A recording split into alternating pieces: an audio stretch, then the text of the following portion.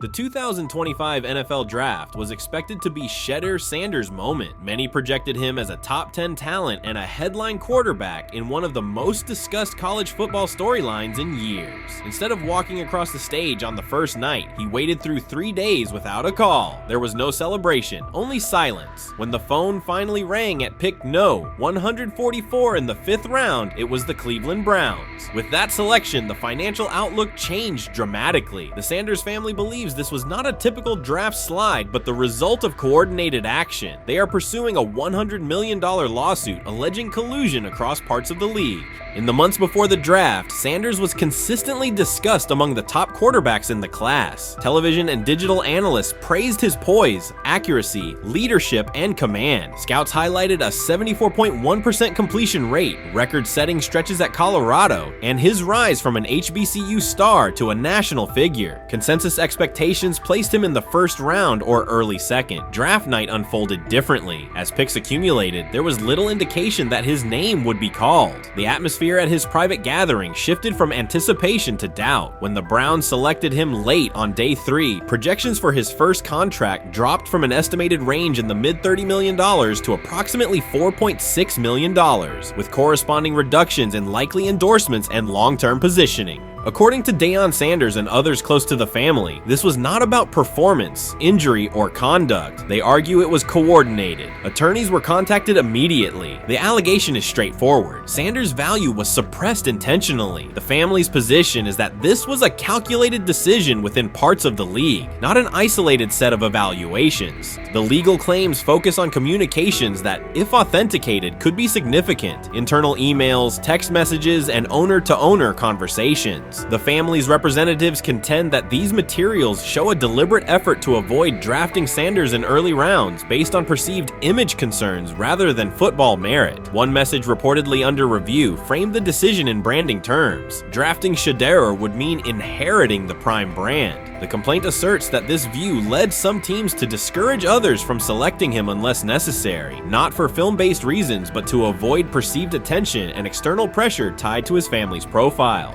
A related thread involves speculation about team fit and willingness to play for certain franchises. Past public comments by Deion Sanders were interpreted by some as signals of an Eli Manning scenario. The family's view is that these were strategic statements, not ultimatums. They argue that rather than engage in discussion, teams chose a passive approach, no direct rebuttal, reduced contact, and a collective reluctance to invest a premium pick. If phone records and written communications corroborate coordination, these items could become central exhibits. Media tone shifted as the draft neared. Coverage that had emphasized production and leadership began highlighting intangibles, interviews, and perceived coachability. Anonymous sourcing appeared in multiple outlets, with claims that Sanders skipped combine drills out of arrogance, bristled at film critique, or told one club, "Maybe I'm not the guy for you," after a tense session. A widely cited line, "Nobody wants a celebrity backup quarterback," was voiced by Colin Cowherd and circulated as shorthand for risk. The Sanders legal position is that these narratives did not arise organically, but reflected a coordinated leak pattern that undermined his market value.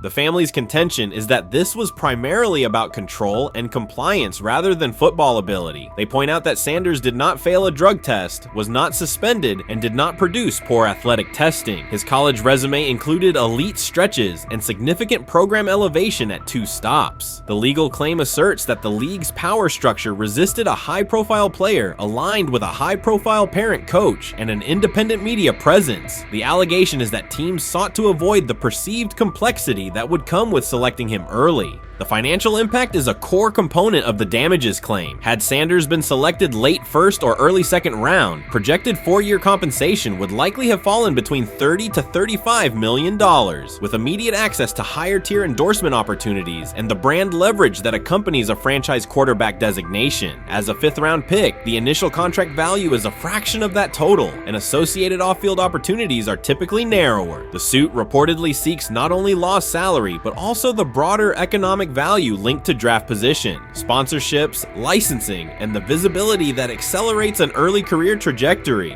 The filing's scope, as described by sources close to the family, extends beyond the league office. It may involve media outlets, scouting firms, and specific executives if discovery shows coordination or materially false statements that affected value. The argument is that the draft slide harmed not only Shedeur, but also the broader Sanders brand, affecting perceptions of Deion Sanders as a recruiter, coach, and public figure. The family's view is that narrative construction around brand risk and celebrity backup produced a measurable economic and reputational loss. If a court authorizes discovery, the process would likely compel emails, internal draft notes, and message archives from teams and third-party intermediaries. Subpoenas could be served on media organizations for sourcing records related to anonymous quotes. That level of transparency would be unusual and could reveal how information flows during pre-draft periods. The legal theory moves beyond a single player's evaluation to the draft's integrity, whether owners or executives acted in concert to reduce a prospect's value for reasons unrelated to football performance.